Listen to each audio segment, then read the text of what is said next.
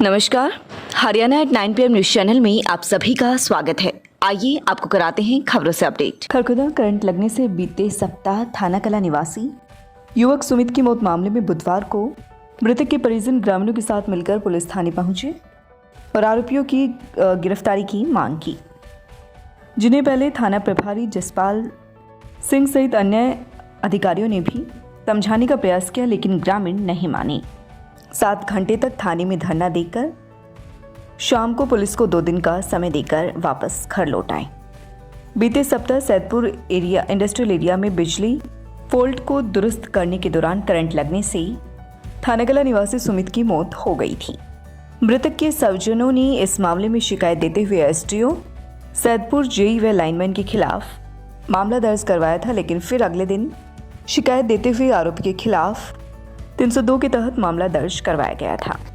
बुधवार को फिर से एक बार थाने में पहुंचकर थानाकला निवासियों ने पुलिस व सरकार के खिलाफ नारेबाजी की। ग्रामीणों ने आरोपियों की गिरफ्तारी न होने पर भी रोष जताया। इस पर जसपाल सिंह ने जांच जारी होने की बात कहते हुए उनके आधार पर ही गिरफ्तारी होने की बात कही, लेकिन ग्रामीण गिरफ्तारी होने तक ही मांग को लेकर थाने में धरना देने पर अड़ गए। सूचना पाकर एसडीएम संजय बिश्नोई, एक्सीएन बिजली निगम पंकज धवन, सीआईए सोनीपत प्रभारी विजेंद्र सिंह, सीआईए खरखुदा प्रभारी योगेंद्र, एसडीओ बिजली निगम खरखुदा नीरज ने भी थाने में पहुंचकर ग्रामीणों को समझाने का प्रयास किया, लेकिन ग्रामीण गिरफ्तारी की मांग को लेकर अड़ गए और सुबह 10 बजे से 5:30 बजे तक थाने में ही अड़े रहे, जिसके बाद ग्रामीण पुलिस थाने में पुलिस वालों को 2 दिन का समय देकर वापस अपने घर लौट आए। ग्रामीणों ने चेतावनी दी है कि अगले 2 दिन में अगर आरोपियों की गिरफ्तारी नहीं होती है तो आला अधिकारी के समक्ष अपनी बातें रखेंगे। खरखुदा सड़क हादसे में एक व्यक्ति की मौत। गोपालपुर बाईपास पर एक सड़क हादसे में एक व्यक्ति की मौत हो गई। गोपालपुर निवासी ऋषिपाल ने बताया कि वे अपने भाई उदयपाल के साथ गांव से खरखुदा एक शादी में मोटरसाइकिल पर आए हुए थे। देर रात्रि को जब वह अपने भाई के साथ मोटरसाइकिल पर अपने गांव गोपालपुर जा रहे थे तो गोपालपुर बाईपास पर एक छोटा हाथी वाहन ने उनकी मोटरसाइकिल को पीछे से टक्कर मार दी, जिसमें उसका भाई उदयपाल बुरी तरह से घायल हो गया। घायल अवस्था में उसे सीएचसी खरखुदा लाया गया, जहां चिकित्सकों ने उसे मृत घोषित कर दिया। पुलिस ने शिकायत पर मामला दर्ज कर जाँच शुरू कर दी है। सोनीपत मार्ग स्थित एक परचून की दुकान में चोरों ने चोरी करके नकदी व सामान चोरी कर लिया। दुकानदार गगन ने बताया कि उनके सोनीपत मार्ग पर तहसील के सामने परचून की दुकान की हुई है। रात्रि को अज्ञात चोरों ने उसकी दुकान का शटर उखाड़कर दुकान में रखे बीड़ी, सिगरेट के पैकेट, घरेलू सामान व गले में रखे 2500 रुपये चोरी कर लिए हैं। पुलिस ने शिकायत पर मामला दर्ज कर जांच शुरू कर दी है। Cyber security awareness for youth कार्यक्रम में पहुंचे राष्ट्रीय महिला आयोग सदस्य राजुल देसाई, छात्राओं को दी जानकारी। बुधवार को राष्ट्रीय महिला आयोग सदस्य डॉक्टर राजुल देसाई ने महिलाओं के साथ होने वाले साइबर क्राइम अवेयरनेस के बारे में साइबर सिक्योरिटी अवेयरनेस सेमिनार के तहत यूथ को जागरूक किया। वे खरखुदा के प्रताप स्कूल में cyber security awareness for youth कार्यक्रम में अपना संदेश दे रही थी। इंटरनेट द्वारा बैंकिंग, व्हाट्सएप, ट्विटर, इंस्टाग्राम और रिस्पॉन्स देते समय विशेष ध्यान रखना चाहिए। Doctor Rajul Desai, member national commission for women ने प्रताप सिंह मेमोरियल वरिष्ठ माध्यमिक विद्यालय खरखुदा में cyber security awareness for youth seminar के दौरान विद्यार्थियों का मार्गदर्शन करते हुए कहा कि हमें सोशल मीडिया जैसे इंटरनेट द्वारा banking, WhatsApp, Twitter, Instagram, email और रिस्पॉन्स देते समय विशेष ध्यान रखना चाहिए। यदि व्यक्तिगत या इंटरनेट द्वारा हमें कोई शारीरिक या मानसिक रूप से हमारा पीछा करता है या परेशान करता है तो यह कानूनन अपराध है। इसके बारे में अपने माता पिता को ज़रूर बताना चाहिए और दुर्गा शक्ति जैसी उपलब्ध सेवाओं का प्रयोग करना चाहिए, जिसमें शिकायतकर्ता की पहचान पूर्णतः गोपनीय रखी जाती है।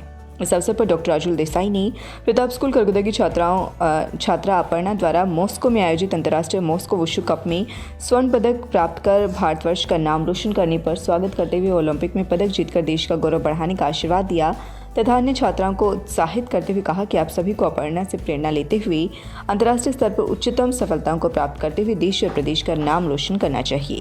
उन्होंने कहा कि सभी विद्यार्थियों को प्रताप स्कूल खरखुदा में मिल रही सुविधाओं का लाभ उठाना चाहिए और अपने लक्ष्य को प्राप्त करना चाहिए। द्रोणाचार्य अवॉर्डी ओम प्रकाश दहिया व प्राचार्य धर्म प्रकाश आर्य ने डॉक्टर राजुल एल देसाई को बुके भेंटकर उनका स्वागत किया। इस अवसर पर मानव अधिकार संरक्षण संघ के राष्ट्रीय अध्यक्ष जयवीर गहलोत, संजय गहलोत, हरियाणा महिला आयोग सदस्य सोनिया अग्रवाल, डॉक्टर सुबोध दहिया, राजपाल गुलिया, दीपिका, उपराचार्य नरेश जी एवं संपूर्ण स्टाफ उपस्थित था। इस जागरूकता अभियान में उन्होंने बताया कि आजकल ऑनलाइन कक्षाओं के चलते बच्चों को मोबाइल उपलब्ध करवाया गया है। अनचाही मोबाइल चैटिंग व अनावश्यक मैसेज गर्ल्स और महिलाओं को कई बार परेशान करते रहते हैं। बच्चियां अपने पेरेंट्स को बताते हुए डरते हैं कि कहीं पेरेंट्स उसके मोबाइल ना छीन ले, इसलिए वे किसी से शेयर नहीं करती, जबकि ऐसा नहीं होना चाहिए। अभिभावकों को भी इस बारे में बच्चों को लगातार बातें करते रहनी चाहिए। देश के लिए पुलिस थानों में महिलाओं व बच्चों के लिए स्पेशल डेस्क सखी उपस्थित किया हुआ है। मोबाइल फ़ोन पर परेशान करने वालों के लिए साइबर कानून के तहत सजाएं निर्धारित की हुई हैं।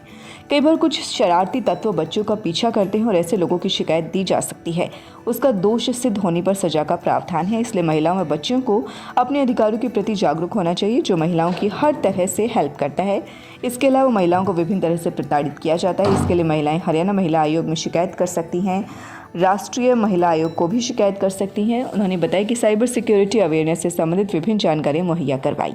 उन्होंने बताया कि अगर साइबर क्राइम होता है तो उसकी शिकायत कहाँ की जाए, साइबर क्राइम कैसे होता है, इस बारे में शिकायत कहाँ की जाती है, ये सब भी बताया। 7th पे कमीशन। होली से पहले हरियाणा सरकार ने राज्य के सरकारी कर्मचारियों को बड़ा तोहफा दिया है। हरियाणा की मनोहर लाल खट्टर सरकार ने 6ठे वेतन आयोग का लाभ ले रहे सरकारी कर्मचारियों और 5वें वेतन आयोग के अनुसार पेंशन ले रहे पूर्व कर्मचारियों के महंगाई भत्ते में 7% की बढ़ोतरी की है। यह लाभ 1 जुलाई 2021 में लागू होगा। मीडिया रिपोर्ट्स के अनुसार नए वित्त वर्ष 2022-23 का बजट आने से पहले ही हरियाणा सरकार ने 6ठे वेतन आयोग के कर्मचारियों और 5वें वेतन आयोग के अनुसार पेंशन ले रहे पूर्व कर्मचारियों के महंगाई भत्ते में 7% का इजाफा किया है। इसी तरह रिटायर्ड कर्मचारियों के महंगाई भत्ते में 56% का इजाफा किया गया है। अब कर्मचारियों का महंगाई भत्ता 189% से बढ़कर 196% किया गया है। 31 मार्च को रात्रि 12 बजे तक खजाना कार्यालय व बैंक खुले रहेंगे। उपायुक्त कैप्टन मनोज कुमार। जनहित में जारी किए गए आदेश। रोहतक उपायुक्त कैप्टन मनोज कुमार ने जनहित में खजाना व उप खजाना कार्यालयों तथा बैंकों को 31 मार्च 2022 को रात्रि 12 बजे तक खुले रखने के आदेश जारी किए हैं।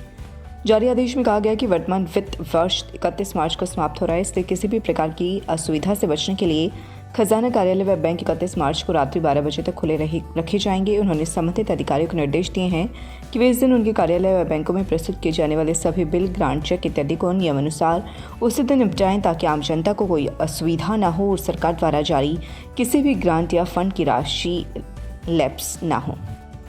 प्राइवेट स्कूलों को मात दे रहा हरियाणा का ये सरकारी स्कूल। टेस्ट के बाद मिलता है एडमिशन और ऐसे होती है पढ़ाई। अक्सर जब भी हमारे जहन में सरकारी स्कूल का ख्याल आता है तो पुरानी इमारतें और कमरों में रखा सामान और पढ़ाई के पुराने तरीके आंखों के सामने आ जाते हैं। लेकिन फरीदाबाद के सेक्टर 55 के गवर्नमेंट मॉडल संस्कृति सीनियर सेकेंडरी स्कूल को देखने के बाद सरकारी स्कूल की एक ऐसी नई तस्वीर उभर कर सामने आती है। इस स्कूल को हरियाणा में बेस्ट सरकारी स्कूल अवार्ड भी मिल चुका है। इसकी असल वजह है यहाँ के शिक्षक। इस स्कूल में पढ़ते हैं शिक्षकों के बच्चे। आमतौर पर हर माता पिता का सपना होता है कि उसका बच्चा अच्छे से स्कूल में पढ़े। इसी के चलते आम इंसान के साथ साथ सरकारी स्कूलों में पढ़ाने वाले टीचर्स भी अपने बच्चों का दाखिला प्राइवेट स्कूलों में कराते हैं। लेकिन इस स्कूल की खास बात यही है कि यहाँ के टीचर्स अपने बच्चों को भी इसी स्कूल में पढ़ाते हैं, जिसका परिणाम यह रहा कि यहाँ से निकलने वाले बच्चे मेडिकल, इंजीनियरिंग जैसी प्रतिष्ठित परीक्षाओं में बेहतरीन प्रदर्शन कर पाते हैं। टेस्ट के बाद मिलता है स्कूल में दाखिला। सरकारी स्कूल की खूबियाँ इसे दूसरे स्कूलों से अलग बना रही हैं। साथ ही निजी स्कूलों को भी पढ़ाई से लेकर साफ सफाई और डिजिटलाइजेशन में यह स्कूल टक्कर दे रहा है। इस स्कूल में बच्चों को दाखिला दिलाने के लिए पहले उनका टेस्ट पास करना होता है और टेस्ट पास करने के बाद ही उनको यहाँ पर दाखिला मिलता है। जैसे हर माता पिता की इच्छा है कि उसका बच्चा निजी स्कूल में पढ़े, लेकिन इसके विपरीत यहाँ के माता पिता की ख्वाहिश होती है कि उनके बच्चे का एडमिशन इसी सरकारी स्कूल में हो। यहाँ आधुनिक तरीके से होती है पढ़ाई। स्कूल के अंदर डिजिटल क्लासरूम हैं, जहां पर डिजिटल तरीके से पढ़ाई कराई जाती है। स्कूल के हर कमरे में डिजिटल टीवी और बोर्ड की सुविधा की गई है और टीचर्स किताब के साथ साथ डिजिटल तरीके से भी बच्चों को शिक्षा दे रहे हैं। डिजिटल शिक्षा देने के पीछे उद्देश्य है कि बच्चे आधुनिक तकनीकी के साथ भी जुड़े। ट्यूलिप हॉस्पिटल सोनीपत निःशुल्क बैरिएट्रिक कैंप जांच शिविर दिनांक 5 मार्च 2022। समय सुबह 10 बजे से दोपहर 2 बजे तक। कैंप में सेवाएं, डाइटिंग प्लानिंग, बैरिएट्रिक सर्जरी की जानकारी, बैरिएट्रिक सर्जन से सलाह, BMI, मोटापा कम करने के तरीके, फ्री ECG, शुगर की जांच, ब्लड प्रेशर की जांच। बाय डॉक्टर प्रखर Gupta, bariatric and metabolic surgeon. लगातार खबरों से बनी रहने के लिए चैनल को लाइक, सब्सक्राइब और शेयर जरूर करें। धन्यवाद।